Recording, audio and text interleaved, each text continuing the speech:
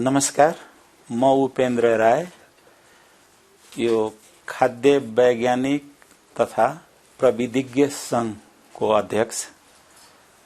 साथै खाद्य प्रविधि गुण नियन्त्रण विभागको महानिर्देशक। आज तपाईहरुको समक्ष म यो फूड कन्फरेन्स 2021 जुन कि 9औं यो फूड कन्फरेन्स हो, यसको लागि आज हामी मिडियामा के गर्दैछौ त यो खाद्य प्रविधिज्ञ संघले के गर्दैछ, यसका अरु अर्गनाइजरहरूले, यसको बारेमा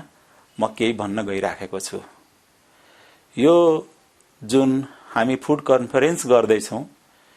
2021 को, यो national conference on food science and technology मा हामी यो फूड कन्फरेन्स गर्दैछौं। यो फूड कन्फरेन्स गर्दाखेरि यसका अर्गनाइजरहरू यो नेपोस्टा भन्छौं, जुन कि Nepal food science and technologist association, जसलाई खाद्य वैज्ञानिक तथा प्रविधिज्ञ संघ भन्छौं, त्यस्तै खाद्य प्रविधि गुण नियन्त्रण विभाग, जसलाई कि इंग्लिशमा department of food technology quality control, त्यसलाई सर्ट फर्ममा डीएफटीक्यूसी भन्छौं, त्यस्तै केन्द्रीय क्याम्पस धरान, जसलाई central campus of technology Dharan भन्छौं, र साथसाथै यो पाली पहिलो पल्ट बलियो नेपाल तथा पोषण अभियान भन्ने कार्यक्रम पनि हाम्रो यो अर्गनाइजरको रूपमा आउनु भएको छ। र यो फूड कन्फरेन्स हामी आउने यो महिनाको अर्थात असोज 15 र 16 गते, तदनुसार अक्टोबर 1 र 2 तारिखको दिन हामी गर्न गइरहेको छौं। यसमा यो कम्युनिकेसन पार्टनर चाहिँ वाइपार्ड पनि हो र यो 9औं कन्फरेन्स हो। यो भन्दा अगाडि हामी 8 वटा कन्फरेन्स गरिसकेका छौं। हामीले पोहोर साल गर्नुपर्ने थियो, तर यो कोभिड पेन्डेमिकको कारणले गर्दा हामी 1 वर्ष ढिलो भयौं र यो महिनाको 15 र 16 गते अर्थात तदनुसार मैले भने 1 सेप्टेम्बर र 2 सेप्टेम्बर 2021 को गर्न गइराखेका छौं। अब यो के हो त यो कन्फरेन्स? नेपालमा यो खाद्य वैज्ञानिक र प्रविधिज्ञ को बारेमा अर्थात यसको एरिया के हो भन्दाखेरि, जुन कि कृषिबाट आएको उपज, कृषि र पशु, जहाँ कि दुईटा पार्ट भयो, प्री हार्वेस्ट र पोस्ट हार्वेस्ट भन्छौं। त्यो प्री हार्वेस्टमा अर्थात माटो, बिउ, पानीको कुराहरू, ब्रिडका कुराहरू,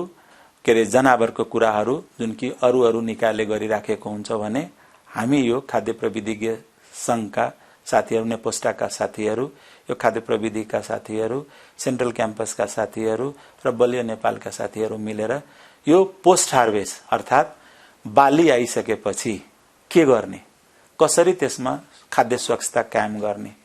कसरी त्यो बालीमा हामीले नयाँ टेक्नोलोजी युज गर्ने, कसरी हामीले कृषिमा औद्योगिकरण गर्ने जुन भनेछौं, प्रोडक्ट डेभलपमेन्टका कुराहरू भनेको छौं, कसरी गर्ने,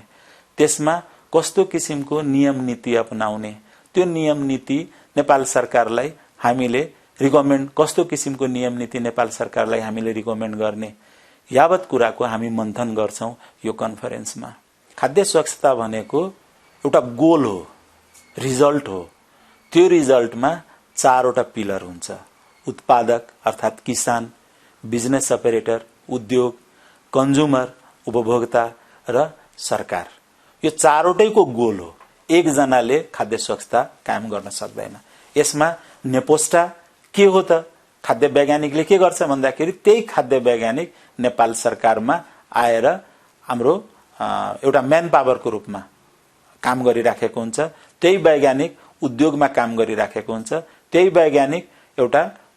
के रे कलेजमा पढाएर वहाँ बसिराख्नु भएको छ। अर्थात यो एक किसिमको यस्तो पिलर हो जुन पिलरले के गर्छ, यो 4 वटै पार्टमा सपोर्ट गर्छ र यसले के गराउँछ भन्दाखेरि, जुन खाद्य स्वच्छतालाई कसरी कार्यान्वयन गर्ने,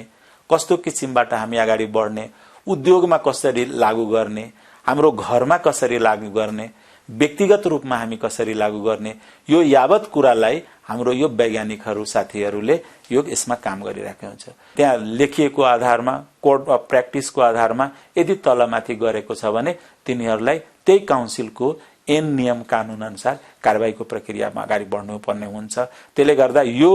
एकदम अत्यन्त जरुरी हो र यो नभइकन यसको जुन हाम्रो खाद्य वैज्ञानिक र प्रविधिज्ञको जुन हामी कुरा गर्दैछौं यसको विकास हुन सक्दैन, यसलाई हामी कन्ट्रोल गर्न सक्दैनौं। हाम्रो उत्पादन अर्थात कस्तो खाले क्याम्पस हुनु पर्यो, त्यो क्याम्पसमा कस्तो किसिमको सिलेबसहरु हुनु पर्यो, त्यो सिलेबसको ड्युरेसन कस्तो हुनु पर्यो, हो यावत कुराहरु यो काउन्सिलमा गरेको हुन्छ र यो काउन्सिलको आधारमा हामी अगाडि बढिराखेको हुन्छौं। यसले गर्दा यो काउन्सिलले के गर्यो भन्दाखेरि जुन कलेजहरु छ, युनिभर्सिटीहरु छन्, हो त्यसलाई हामीले अहिलेको अवस्थामा क्लाइमेट चेन्जले गर्दाखेरि खाद्यमा यस्तो असर पर्यो है,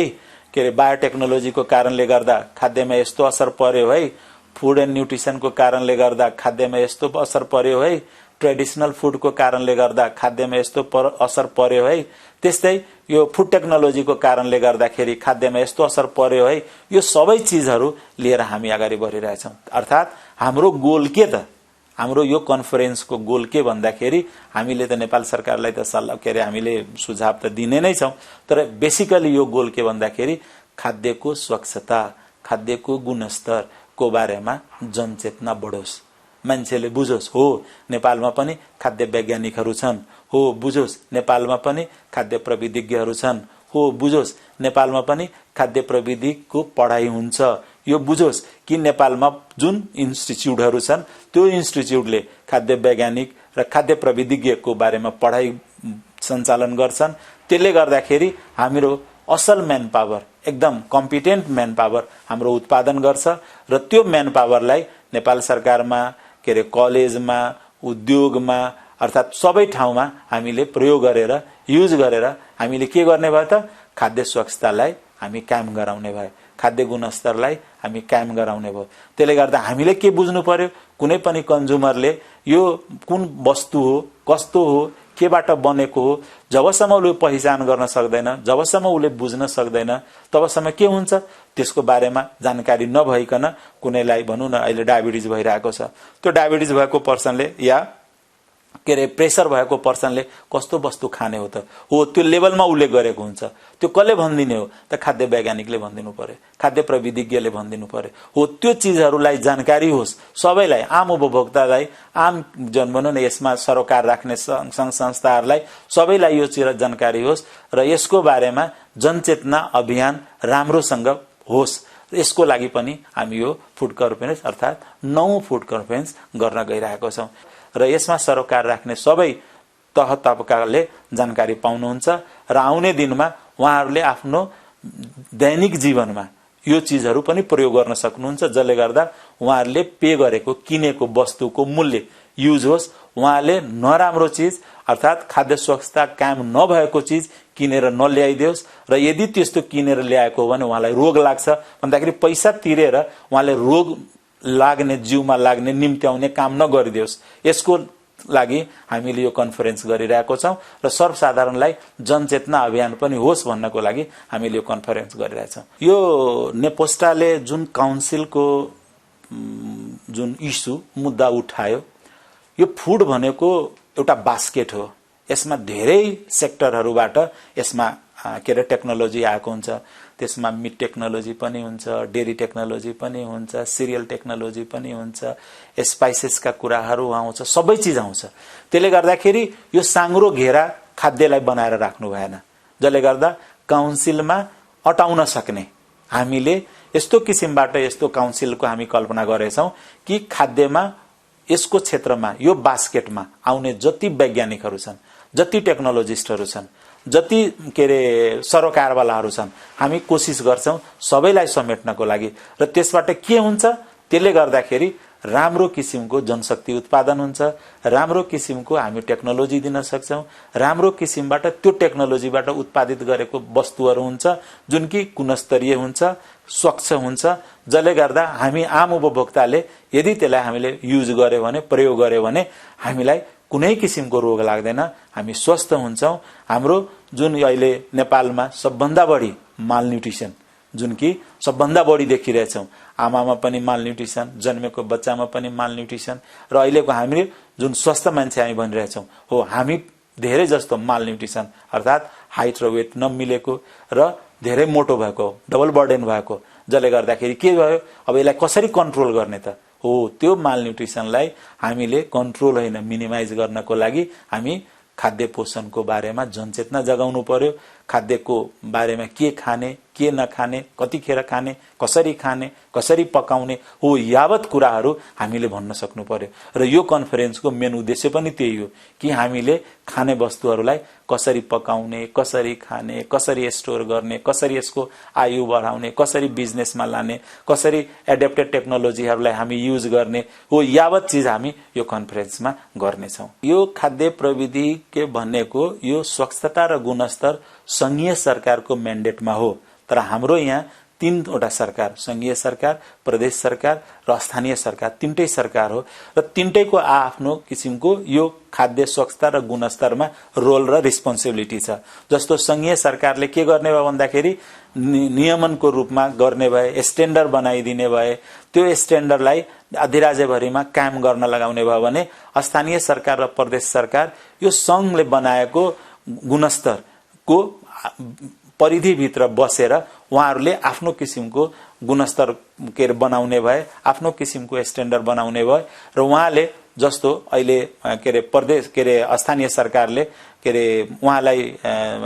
एउटा रोल दिएको छ, उद्योगलाई दर्ता गर्ने, बजार अनुगमन गर्ने, नियमन गर्ने, यो सब कुरा दिइरहेको छ। त्यसले गर्दाखेरि यो जुन अहिले हाम्रो संघीय र प्रदेश र स्थानीय जुन सरकार हो, यो सबैको आफ्नो किसिमको रोल र रिस्पोन्सिबिलिटी छ र यो रोल र रिस्पोन्सिबिलिटी इमानदारीको साथ हामीले बनाउन सक्यो भने हाम्रो क्षेत्रमा भएको, हाम्रो टेरिटोरीमा बस्ने पब्लिकहरू छ, उ स्वस्थ हुन्छ,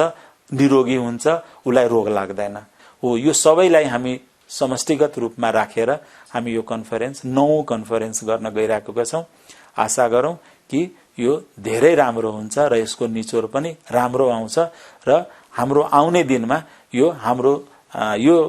पेशामा लाग्ने सबैलाई काम लाग्नेछन्, फलदायी हुनेछ भनेर मैले आशा लिएको छु। हस् त, नमस्कार, धन्यवाद। खाद्यान्नमा सुरक्षा हामी सबैको ऐक्यबद्धता। 9औं खाद्य विज्ञान तथा प्रविधिको सम्मेलन असोज महिनाको 15 र 16 गते होटल एभरेस्ट काठमाडौँमा। आयोजक नेपाल खाद्य वैज्ञानिक तथा प्राविधिक संघ, खाद्य प्रविधि तथा गुण नियन्त्रण विभाग, केन्द्रीय प्रविधि क्याम्पस धरान, बलियो नेपाल पोषण अभियान, वाइपाड एसिया। थप जानकारीका लागि 01 42 25 66 24 अथवा 98 040 60 681।